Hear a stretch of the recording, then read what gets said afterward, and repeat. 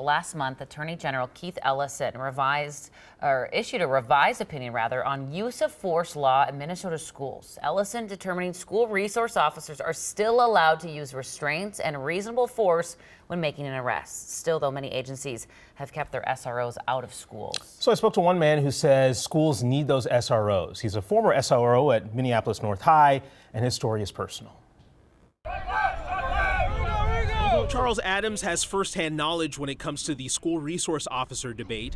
Right now, he coaches up players at North Minneapolis High, but a few years ago, he was also responsible for protecting them. What's up, man? You good? As an SRO. Everything good today? It's a responsibility he took very seriously. You got to insert yourself in that community, and that school is a community, not just being somebody that works there and it's a 9-to-5 job.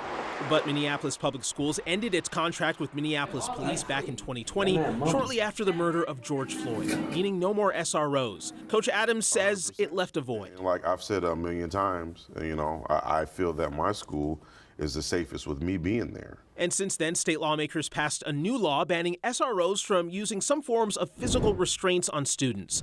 And in turn, a number of police departments in the state decided to pull their resource officers from school, pending more clarity on the law, saying it undermines the ability for officers to do their jobs. Better today? Coach Adams says for him, the prone restraint in question was never in his arsenal. Better choices than that. Me personally, me being a big guy, I wouldn't even want to have anything that would let me do that when it comes to a child. He says it shouldn't be a deal breaker for departments. That's just another tool that can protect you as a police officer, and you can work around, and that's where you use your voices. Coach told me being an SRO is less about force and more about relationships, something he cites when talking about the death of North High star quarterback Deshaun Hill last year. Hill was shot and killed after bumping into Cody Forncam while walking in the neighborhood. That day, students were allowed to leave class early to attend a protest. I know that your parents rely on me and the school to keep you safe for those 6 hours.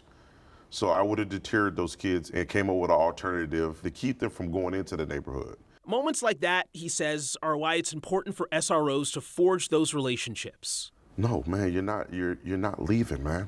We'll go to the weight room. We'll watch film. You're not leaving, dude. I just know, I know me. So, and I think about it every day. He says SROs are needed for a sense of safety and community. Being in the schools and working as an SRO is not a law enforcement job. It's a resource and a community connection. And once you approach that job that way, that's when your success comes.